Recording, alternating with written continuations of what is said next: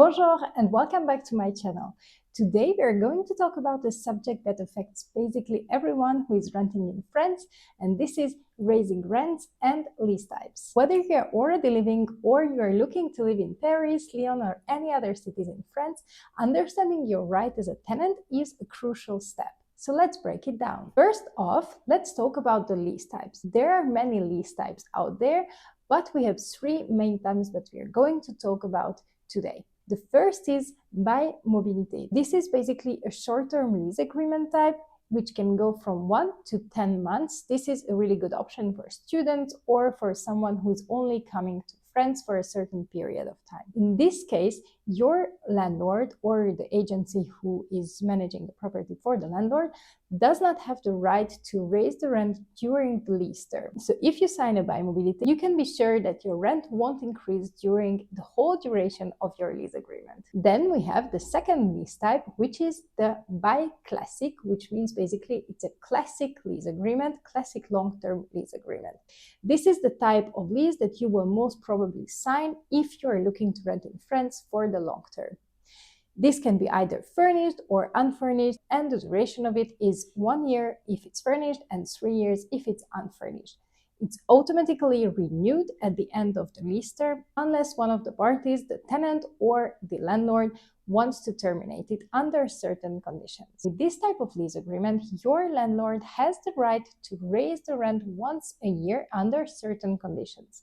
Let's see what are those. The rent can only be raised by a certain percentage set by law. They cannot go above this percentage, so this is why it's really important that you understand your right and how the calculations are made. First of all, for your landlord to raise the rent, the lease agreement has to contain a clause allowing him to do so. This clause will also determine the percentage they are allowed to raise the rent and its conditions. If your lease agreement does not contain this clause, your landlord is absolutely not allowed to raise the rent during the whole duration of your lease agreement. This clause has to contain what we call a customer price index, and your new rent will be calculated based on this number. Here you can see an example of how the calculations are made. It is very important to understand that if your landlord forgets to raise your rent a year, they cannot do it retrospectively. For example, if you have been renting an apartment for 3 years and your landlord have never raised your rent, he cannot raise you for the 3 past years. They can only start to raise the year when they think of it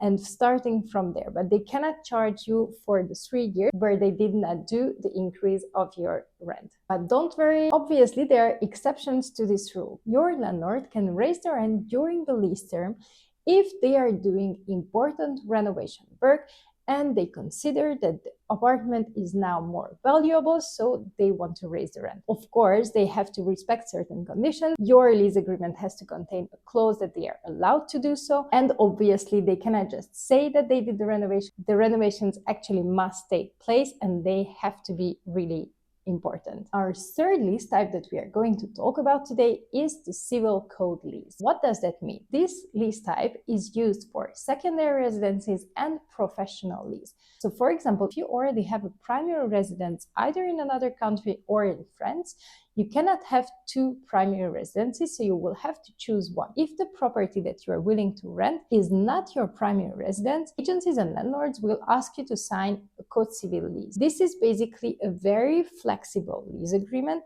and the conditions can be negotiated between the 2 parties. With this lease, there are only a few rules to be respected. If you have watched our other videos about renting in France, now you must understand that the tenant is very, very protected in France. This lease type, however, the secondary residence or the professional residence lease type, the rules are way more flexible for the tenant and for the landlord as well. So for this reason, the financial details can also be negotiated between the 2 parties and they are not regulated by law. It is crucial to review and understand your lease agreement before signing it with every lease type. But with the code civil lease type, you really have to be cautious as some agencies might take advantage of the fact that you don't know your rights in France and slip in some clauses that might catch you off guard. In conclusion, knowing and understanding your right as a tenant is key to a harmonious renting experience in France. And remember, if you ever need assistance or you feel unsure, we offer help navigating the French real estate market and the administrative system. You can schedule a call with us by clicking the link in the description. That is it for today.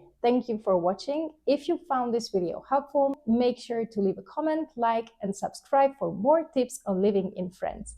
See you in the next one. À bientôt. Au revoir.